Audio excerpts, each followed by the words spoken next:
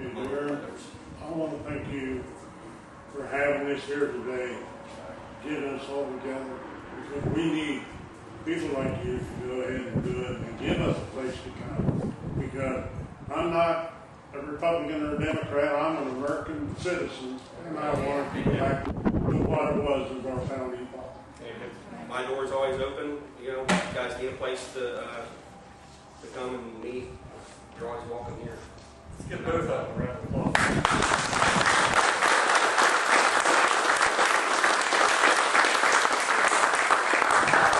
Just for the record, I contacted Zach Space's office in D.C. and talked to an aide. By the way, the aides are clueless about what the legislation is. They are clueless about what the votes are. One thing I spoke to the aide about was the abortion issue. And, well, two issues. One was the abortion issue, and he said it was stricken from the bill. This is Zach Space's aide. The second thing was the transgender, transversite thing in the bill, and he laughed. And so we have people in his office either are clueless or don't care. And I think that represents, as a reflection of Space himself, he's clueless and probably don't care. And so I just want to make that mention, to go on the record that his aide said that the abortion piece was stricken from the bill. Can I address that? Sure. Just so you know, Zach Space was the deciding vote on an amendment that would have limited abortions under the health care bill. Last Monday. Yes. So he has gone on record to our school children. When they go to D.C. and they say, why'd you run for Congress?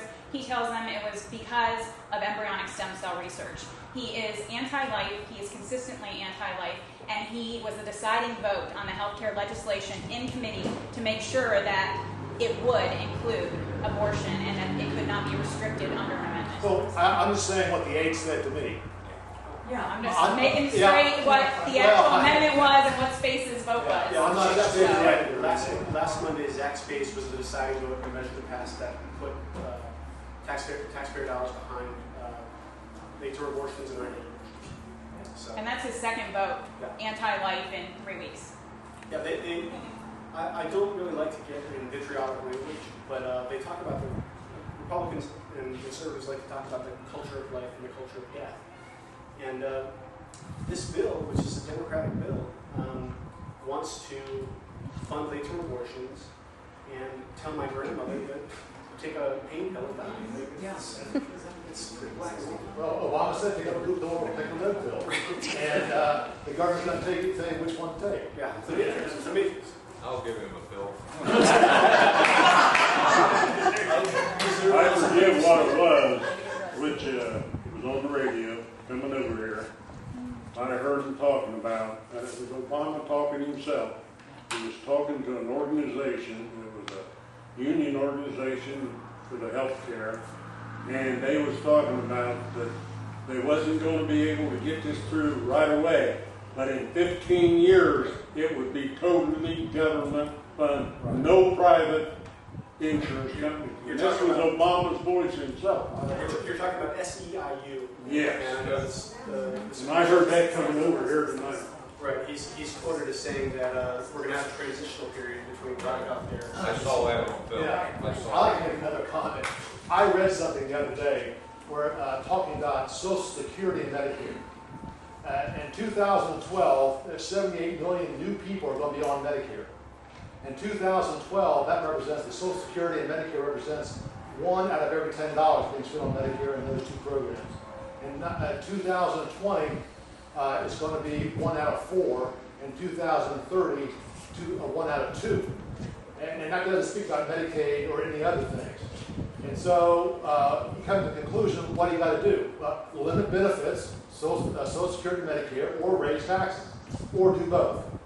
And so the Congress is not addressing those two sentinel programs that are going to be affecting how many ever millions of people other than the health care issue.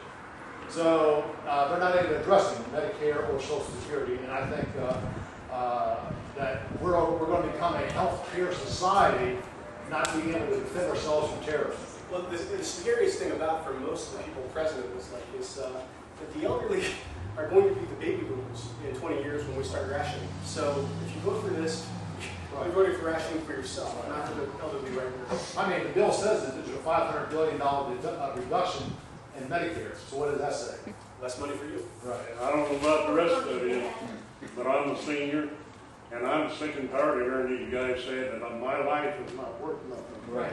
I love this country, and I want to live here. And I don't want to lose a minute longer than I have. You don't want to lose it. I found out some very interesting stuff about cash for cars and clunkers thing. I've been in the car business for 25 years, I'm not now, but I got a lot of good friends. There's a local dealer whom I won't name, took 10 of them before he read the contract. The contract does say that the government may require your current financial statements to provide payment. In other words, it's not like a rebate. Everybody here probably bought a car and you got a rebate, you sign the back of it, applies to the price of the car. It is not a rebate program. So to give you an idea how the government takes and does something that's actually happened, this isn't healthcare, it gives you an idea. In the contract, which is 11 pages of legalese, that says that they may require current financial statements upon request for payment. Why do they need the financial statements? And something else that says in there, all the customer's information, including social security number, has to be submitted to the government. And what I just heard from the dealer in Newark, who never participated, and buddy of mine is there, was that part of the reason for that is they don't want people over a certain income getting the benefit of the $4,500, which means what? It's going to be taxable. If you made over a certain amount of money, the $4,500 can't be applied to your taxes. Now that's not official yet, but that's why this dealer didn't want those people coming into his lot screaming and hollering, "You're killing my taxes," if you make over a certain amount. Again, I don't know what that amount is. That's in the stuff. Now, there's a perfect example of our tax dollars going out in this cash for clunkers, and the people receiving it think, "Hey, this is great. This is sweet, man." But what if, you made 60,000 or 100, whatever it was, and you took your son's old clunker in, and then all of a sudden you get a IRS bill? But you see some of the cars that are traded in, they weren't clunkers. No, and there's more to it. These dealerships, Those cars are going to be destroyed. well, this dealership in Zanesville that quit taking them has got $45,000 out there after 10. Right. What if you had 200 as a dealer? I know it's another dealer back here, but it scared me to death. Can you imagine reading that paperwork saying you have to give your financial statements and any questions or property? They can actually send an inspector to your dealership before they pay you the check. What's going to happen here is very obvious. If you're a dealer that's not financially sound, the government's going to say, "Hey, you're having a rough time. Well, I'm not going to give you $200,000. You're going to go bankrupt. We're not going to pay you." And they'll have the ability to do that. So look at the power they just gave over dealers. They already got the power over the industry. It's government motors instead of General Motors. You know about Chrysler. Ford's hanging in there.